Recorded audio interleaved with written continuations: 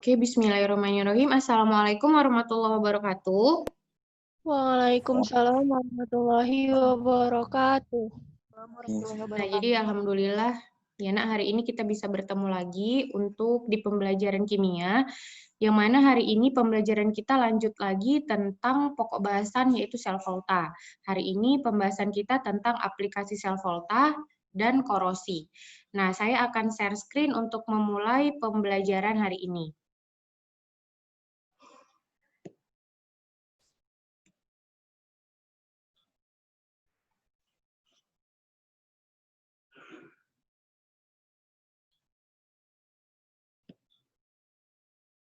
Nah, udah terlihat nak screen saya nak? Sudah, Miss. Sudah. Oke ya. Nah, jadi hari ini pembahasan kita tentang aplikasi sel volta dan korosi. Adapun indikator pembelajaran kita pada hari ini yang pertama adalah siswa mampu menjelaskan aplikasi sel volta dalam kehidupan sehari-hari, kemudian mampu menjelaskan proses terjadinya korosi, dan mampu menjelaskan pencegahan korosi itu sendiri. Nah, yang pertama, kita bahas tentang aplikasi sel volta. Nah, setiap pembelajaran atau pokok bahasan kita pasti ada aplikasinya di kehidupan sehari-hari atau penerapannya. Nah, jadi saya mau bertanya dulu, sel volta itu dibandingkan dengan sel elektrolisis. Kalau sel volta itu menghasilkan listrik atau membutuhkan energi listrik. Nah, sel volta itu menghasilkan listrik atau membutuhkan energi listrik. Masih ingat minggu lalu? Bisa didengar, nak? Bisa. Iya, sel volta itu menghasilkan listrik ya. Jadi sel volta itu menghasilkan listrik sehingga dia biasa digunakan untuk alat-alat yang membutuhkan listrik. Nah, jadi yang paling sering itu digunakan dalam berupa baterai. Nah, jadi sel volta terdiri dari dua jenis. Yang pertama yang namanya elemen primer. Apa itu elemen primer? Jadi elemen primer itu adalah sel atau sejenis baterai yang hanya bisa digunakan sekali. Artinya tidak bisa digunakan berulang kali atau tidak bisa diisi ulang. Artinya ketika sudah kita gunakan sekali, dia habis pakai. Contohnya itu adalah baterai kering, baterai alkalin, kemudian baterai peroksida. Nah, yang kedua ada namanya elemen sekunder. Apa itu elemen sekunder? Elemen sekunder adalah bagian dari sel volta aplikasinya yang bisa digunakan berulang kali. Artinya dia bisa diisi ulang. Ketika habis bisa diisi ulang, maka bisa digunakan kembali. Contoh yang paling sering itu aki. Kalau kalian pernah mengisi air aki, itu kan ketika habis kita isi lagi dan bisa digunakan kembali. Kemudian ada baterai nikel kadmium dan baterai litium ion. Itu contohnya. Nah, langsung saja yang pertama. Nah, ini biasanya sering juga ya nak masuk pada soal aplikasinya. Nah, baterai kering. Baterai kering baterai yang biasa kalian gunakan.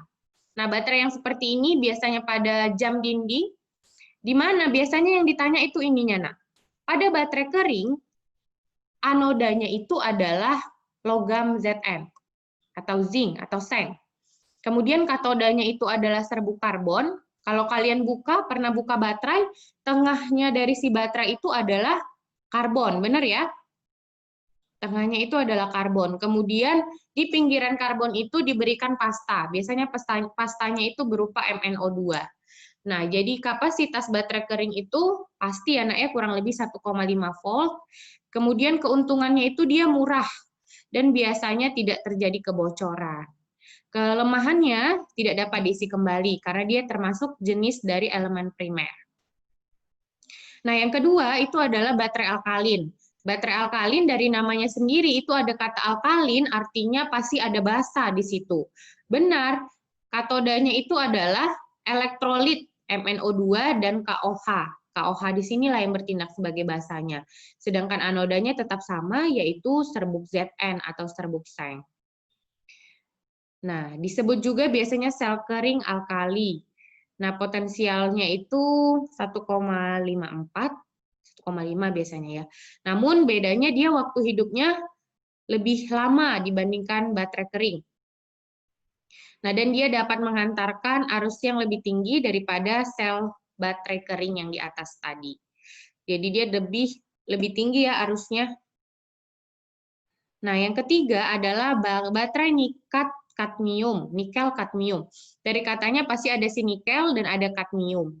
Nah, ini termasuk elemen sekunder, di mana dia dapat diisi ulang, dan potensialnya itu 1,4 volt. Dapat digunakan untuk baterai alat elektronik. Nah, ini contohnya atau gambar dari nikel kadmium. Kalau kalian lihat gambarnya sendiri, itu ada bacaannya Ni strip CD atau nikel kadmium. Ini bisa diisi ulang ya, Nak ya. Nah, dengan anodanya pasti ada si CD atau kadmium, dan katodanya adalah nikel 4 oksida berair. Itu katodanya. Elektrolitnya menggunakan pasta yang mengandung OH negatif. Nah, ini potensialnya. Potensialnya kurang lebih 1,4 ya, atau sekitar 1,25. Nah, yang berikutnya adalah baterai merkuri. Merkuri atau Hg, nah itu potensialnya 1,35. Dia menghasilkan hasil yang mendekati konstan. Nah, di mana anodanya Zn, katodanya HgO, dan elektrolitnya pasta KOH. Nah, kalau kalian lihat di sini, lihat. Gambar dari baterai merkuri biasanya kalian temukan di alat apa? Baterai merkuri ini digunakan pada alat apa biasanya, Nak? Jam tangan. Iya, jam tangan, kemudian kalkulator ya. Jadi baterai ini digunakan untuk alat-alat yang kecil. Seperti contoh yang saya bilang tadi. Nah, kemudian yang kelima ada namanya baterai perak oksida. Baterai perak oksida, nah pasti anodanya itu umumnya si Zn ya, Nak ya. Anodanya Zn, kemudian katodanya yang biasanya diganti. Katodanya kalau ini perak oksida, pasti di sini perak 1 oksida. Nah, potensialnya kurang lebih 1,5, kemudian anodanya tadi yang saya bilang ya. Nah, kemudian yang keenam itu ada baterai litium. Nah, baterai litium ini juga bisa diusu ulang, kemudian dia ringan, dan menghasilkan potensial yang relatif tinggi, yaitu sekitar 3 volt. Di mana dengan anodanya itu litium, katodanya MnO2 atau mangan 4 oksida, elektrolitnya litium perklorat tidak berair, ya. Nah, di sini banyak digunakan biasanya di telepon seluler, kemudian laptop dan kamera digital. Jadi baterai litium digunakan untuk handphone kita itu baterainya baterai litium ya. Contoh baterainya seperti ini. Nah, yang kemudian itu adalah sel bahan bakar. Nah, sel bahan bakar ini contohnya atau gambarnya. Di sini ada anoda, pasti ada katoda juga. Keuntungannya untuk sel bahan bakar ini, kita tidak perlu mengganti elektroda seperti baterai yang lain, katanya ya. Tapi kelemahannya biaya yang tinggi dan ukurannya lebih besar. Jadi sel bahan bakar ini biayanya sangat besar atau harganya mahal ya. Nah, yang ini yang paling sering ya, Nak ya, sel aki. Sel aki biasanya di dalam apa? Tuh ada aki, dalam mobil ya. Jadi sel aki itu juga sel sekunder atau elemen sekunder yang bisa diisi ulang. Potensialnya itu kurang lebih 2 volt dengan anodanya Pb, katodanya PbO2. Ingat ya, Nak ya, di sini sering sekali muncul soal ditanya anoda, kemudian katoda dari sel itu apa gitu ya. Dan elektrolitnya pakai asam sulfat. Nah, ini contoh aki ya. Ini aki, contohnya ini yang real, yang sebelah kiri. Kemudian ini kalau kita buka dalamnya, aki itu seperti ini. Nah, udah itu tadi tentang aplikasi dari sel volta. Sekarang kita lanjut ke indikator yang kedua, bisa dilihat gambarnya ya. Nah, kalian bisa lihat di sini ada beberapa gambar. Bisa nggak kalian deskripsikan sebelum saya jelaskan, gambar ini menunjukkan apa? Silakan. Nah, ada mobil bekas, kemudian ada paku. Nah, coba kalian jelaskan, ini gambar ini menunjukkan apa? Nah, ada yang bisa? Silakan. Ayo, silakan. Saya, Miss. Iya, silakan. Suaranya terlalu pelan, Nak ya. Besarin sedikit. Jadi dari 4 gambar tersebut kita bisa lihat kalau bahan-bahan berupa besi itu mudah terkena korosi. Entah itu berapa lama, tapi itu disebabkan oleh biasanya si air, Miss. Air, oke. Dengan siapa ya? Farunisa ya, Nak? Rahmi, Miss. Eca ya? Rahmi. Oke. Oke, Rahmi. Oke, thank you ya, Rahmi. Benar ya, Nak ya. Jadi ini yang gambar yang pertama, kalau yang paling kiri itu adalah lingkar sepeda ya, Nak ya. Apa namanya itu? Jari-jari sepeda. Itu terbuat dari bahan besi dan lama-kelamaan dia akan berkarat atau terkena korosi. Nah, yang kedua itu ada becak bekas, paku, dan mobil bekas. Benar sekali. Salah satu penyebab korosi itu adalah air. Benar, air. Kedua itu adalah udara yang lembab.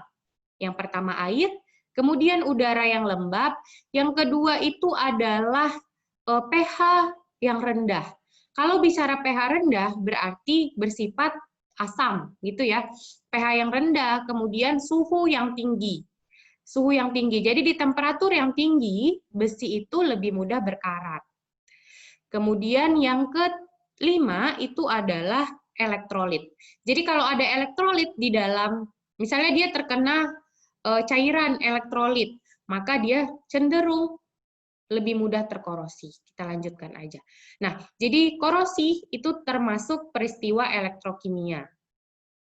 Nah, besi mudah berkarat jika kontak langsung dengan air atau udara yang mengandung air atau udara yang lembab. Benar ya? Nah, komposisi besi atau korosi itu adanya besi 3 oksida terhidrat. Nah, jadi besi terkena udara atau oksigen akan membentuk senyawa hidrat, yaitu Fe2O3 X H2O atau besi 3 oksida X terhidrat gitu ya, Nak ya. Nah, seperti yang saya bilang tadi, perkaratan besi tercepat itu ada di pH yang rendah atau pada asam, kemudian garam yang termasuk elektrolit, kemudian logam yang kurang reaktif, dan temperatur tinggi. Nah, di sini ada kata logam yang kurang reaktif. Nah, saya jelaskan kemarin, kalian pernah melihat ada saya kasih yang namanya deret volta. Masih ingat nggak ada deret volta? Nah, jadi deret volta itu ada yang kiri, ada ke kanan gitu ya, Nak ya. Yang kiri itu deret voltanya E0-nya lebih kecil. Dan dia cenderung menjadi anoda. Benar ya? Sedangkan di kanan, deret volta yang di kanan itu dia cenderung menjadi katoda dan E0-nya lebih besar. Masih ingat kan? Nah, semakin ke kiri dalam deret volta, logam itu dia lebih aktif. Sedangkan semakin ke kanan, logam itu semakin reaktif. Itu ya. Nah, jadi sebenarnya penyebab utamanya itu yang paling utama adalah air dan udara sebenarnya. Nah, ini adalah skema perkaratan besi. Nah, ini misalnya adalah paku terkena air, maka terjadi korosi, kontak dengan udara lagi. Maka terjadilah ini yang namanya itu adalah Fe2O3 seperti yang kita jelaskan tadi, yang dia menghasilkan karat. Nah, pencegahan korosi, kita lanjut aja ke pencegahan korosi. Nah, pencegahan korosi yang pertama itu adalah aliasi. Aliasi itu adalah alloy. Alloy merupakan gabungan dari beberapa logam. Jadi dia gabungan beberapa logam atau biasanya kita sebut baja. Jadi gabungan beberapa logam yang membentuk logam yang lebih kuat sifatnya gitu, seperti baja. Nah, jadi misalnya di sini katanya aliasi logam, yaitu menggunakan aliasi atau baja tahan karat seperti stainless steel dengan campuran Fe, Ni, dan Cr. Nah, kemudian dilakukanlah pengecatan atau pelumuran oli.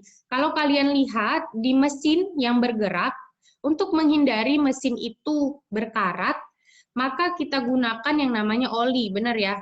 Dilakukan oli. Kemudian kalian pernah nggak melihat ayunan? Ayunan yang berada di luar rumah, itu biasanya untuk menghindari kontak langsung dengan air, biasanya ayunan itu diberikan ini ya nak ya, atapnya ya. Atapnya untuk menghindari kontak langsung dengan air, kemudian dia juga dicat. Dan pengecatannya itu menggunakan cat air. Cat minyak maksud saya. Kenapa cat minyak? Karena kalau misalnya air terkena minyak itu dia tidak menyatu karena berbeda kepolaran. Nah, jadi bisa menggunakan pengecatan. Biasanya juga pagar rumah yang berasal dari besi itu juga dicat dengan cat minyak. Nah, kemudian yang namanya penyepuhan atau elektroplating. Nah, penyepuhan atau yang dikatakan proteksi katodik. Proteksi di sini adalah perlindungan. Perlindungan katoda, artinya perlindungan logam secara elektrolisis yang menggunakan kontak logam yang dilindungi dari udara dan air. Nah, jadi prinsipnya proteksi katodik. Nah, kalian masih ingat ya dari volta yang saya bilang tadi, katoda itu berada di sebelah kanan, sedangkan anoda di sebelah kiri. Jadi di sini kita mau melindungi si katoda. Katodanya kita lindungi dengan logam yang berada di lebih kiri. Ya, misalnya di sini kalian melindungi besi dengan kromium Cr. Kalau kita lihat Cr dan Fe itu lebih kiri si Cr. Itu namanya chromium plating. Kemudian ketika kita lindungi Fe dengan Zn, Zn juga berada di lebih kiri ya nak ya, kalau kalian ingat dari volta, itu namanya galvanisir atau galvanisasi. Jadi kalau kromium dengan kromium dinamakan chromium plating, kalau dengan Zn dinamakan galvanisir atau galvanisasi. Dan kemudian ada juga tin plating. Nah, jadi ini prinsip dari proteksi katodik. Nah, seperti yang saya bilang, melindungi besi dari kontak langsung dari udara dan air, di mana perlindungannya itu menggunakan logam yang enolnya lebih negatif atau yang lebih kiri. Bisa kita gunakan Zn, bisa kita gunakan Cr. Kalau Zn, maka namanya galvanisasi. Kalau menggunakan Cr, namanya chromium plating. Nah, apa kelemahannya? Kelemahannya ketika lapisannya itu kan misalnya ada besi. Misalkan ini besi, besinya itu kita lapisi. Nah, kita lapisi semua permukaan dari si besi ini dengan Zn misalnya. Nah, ketika si Zn ini tergores, maka memudahkan untuk langsung si besi terkena korosi. Makanya jangan sampai lapisannya itu tergores, gitu ya. Nah, di mana jika Zn atau si Cr-nya itu tadi sebelah kiri, maka dia kan jadi anoda. Maka katodanya si Fe. Kan yang mengalami oksidasi itu kan anoda ya, nak ya. Kalau kalian ingat itu dari huruf vokal, pasangannya juga huruf vokal. Maka yang teroksidasi itu si anodanya dulu. Jadi proteksi katodik ini dia harus bertahap dilakukan penggantian. Jadi lapisannya itu ketika sudah mulai menipis, maka langsung diganti agar menghindari yang tadi. Ketika dia tergores lapisan awalnya, maka besinya juga akan terkorosi. Nah, itulah proteksi katodik ya. Oke, yang terakhir adalah pengorbanan anoda. Nah, pengorbanan anoda artinya apa? Anodanya dikorbankan gitu ya. Anodanya dikorbankan. Logam aktif akan melindungi besi yang berkarat, sedangkan besi tidak berkarat. Oleh karena itu, logam aktif harus diganti setiap beberapa waktu. Ini sebenarnya pengorbanan anoda dengan proteksi katodik itu hampir sama ya, nak ya. Jadi kalau proteksi katodik dia menggunakan logam yang lebih aktif, ini juga sama. Anoda juga pengorbanan anoda. Jadi anodanya yang kita korbankan. Artinya anodanya logam di lebih kiri, melapisi logam besi gitu agar besinya tidak berkarat. Ya, inilah beberapa dari untuk menghindari dari korosi. Nah, saya mau bertanya ke kalian, kalau misalnya kaleng makanan. Misalnya kalian beli sarden. Sarden itu kan dia kaleng makanan ya, di dalam kaleng. Kaleng itu berasal dari besi. Menurut kalian kenapa kaleng makanan sarden itu tidak terkorosi? Apa yang diberikan mereka agar itu tidak terkorosi? Ada yang tahu nggak? Kaleng makanan. Kenapa tidak terkorosi ya kaleng makanan gitu? Padahal kan dia dari besi. Ada yang bisa jawab? Miss, ini menurut saya, Miss. Iya. Siapa nak dengan siapa? Abdi, Miss. Oke. Kalau di dalam kalengnya itu kan, Miss, itu kan kedap udara. Jadi udara tidak masuk, Miss. Jadi dia korosinya tidak terjadi gitu, Miss. Sedangkan di luarnya itu dilapisi dengan plastik atau semacam apa itu. Jadi dia tidak korosi gitu, Miss. Menurut saya. Oke. Makasih, Miss. Oke, thank you. Nah, tapi sarden yang kita masukkan itu juga mengandung air ya. Sarden yang kita masukkan juga mengandung air ya, Nak ya. Nah, jadi untuk kaleng makanan sendiri itu biasanya dilapisi dengan namanya timah. Itu ya. Kaleng makanan biasanya dilapisi dengan timah. Nah, muncul lagi pertanyaan. Saya mau bertanya ke kalian. Jika kalian masukkan paku di air yang mendidih dengan air yang suhunya biasa, menurut kalian lebih cepat terkorosi yang mana? Paku di air yang mendidih atau paku di air yang biasa? Yuk, berikan pendapatnya.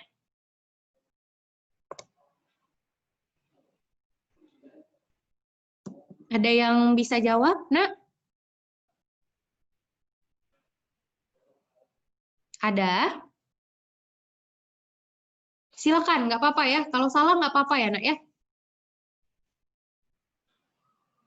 Ada? Ada, Nak? Oke, saya jawab saja. Nah, kalau air yang mendidih ya, air yang mendidih, ketika kita didihkan air, maka ada beberapa udara yang menguap atau oksigen yang menguap. Kita bandingkan dengan air dingin, itu kadar udara terlarut atau oksigen terlarut di dalam air dingin dibandingkan dengan air yang telah mendidih, itu lebih besar di air dingin. Sehingga kalau kita bandingkan, kita masukkan paku di air mendidih dan di air dingin, lebih mudah terkorosi itu di air dingin. Sebabnya yang tadi. Karena ketika proses pendidihan itu, udara terlarut di dalam air mendidih itu menguap. Sehingga jumlah udara terlarutnya semakin sedikit. Itu ya jawabannya ya. Jadi lebih mudah terkorosi di udara atau di air yang dingin. Nah, kita masuk ke contoh soal. Nah, diberikan beberapa gambar, ini ada 5 gambar, dan di dalamnya dimasukkan ke dalam paku. Nah, pertanyaannya adalah, paku yang mengalami korosi paling lambat adalah gambar nomor, katanya. Kita lihat. Gambar yang pertama itu adalah udara kosong. Udara kosong artinya bukan udara lembab, kemudian ditutup. Gambar yang kedua itu ada air garam atau elektrolit tapi ditutup.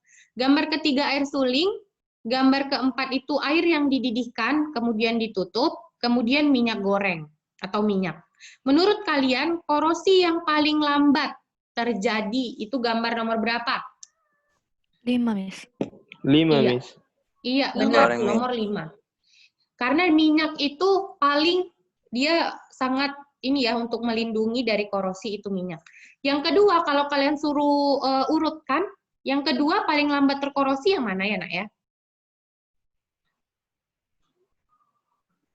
Yang kedua yang mana? Kalau kalian disuruh pilih.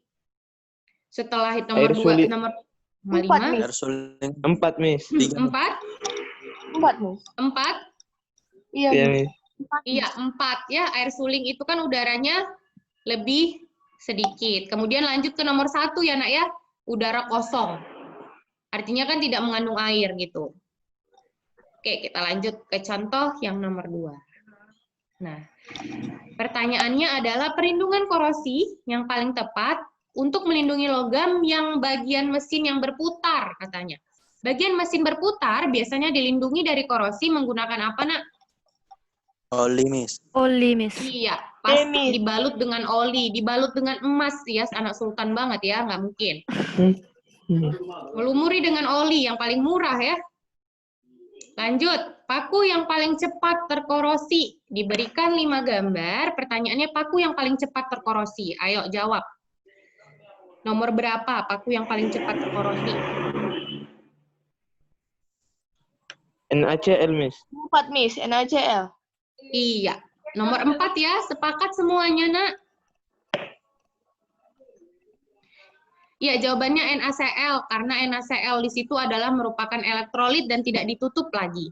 Coba perhatikan, Nak, gambar nomor 2. Di situ ada kata CaCl2 anhidrat.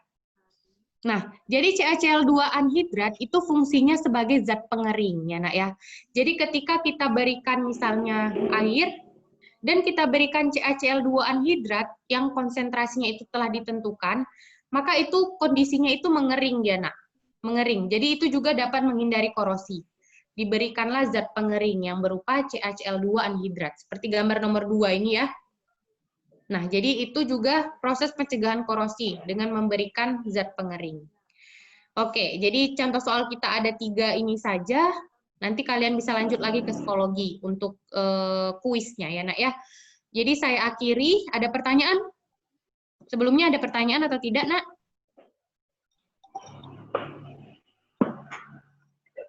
Ada yang mau ditanyakan? Ada? Saya tunggu 2 menit. Ada pertanyaan? Abdi?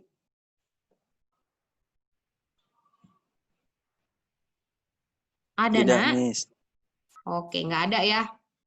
Sebentar.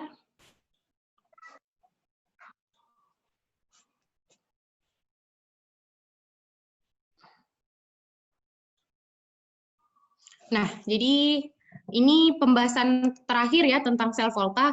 Di besok kita akan bahas tentang sel elektrolisis. Jadi kalian bisa baca-baca tentang sel elektrolisis sebelum saya jelaskan besok. Nah, sekian untuk hari ini, Nak. Terima kasih yang hari ini telah bergabung dan memberikan pendapatnya dan aktif di forum ini. Dan saya akhiri dengan Assalamualaikum warahmatullahi wabarakatuh.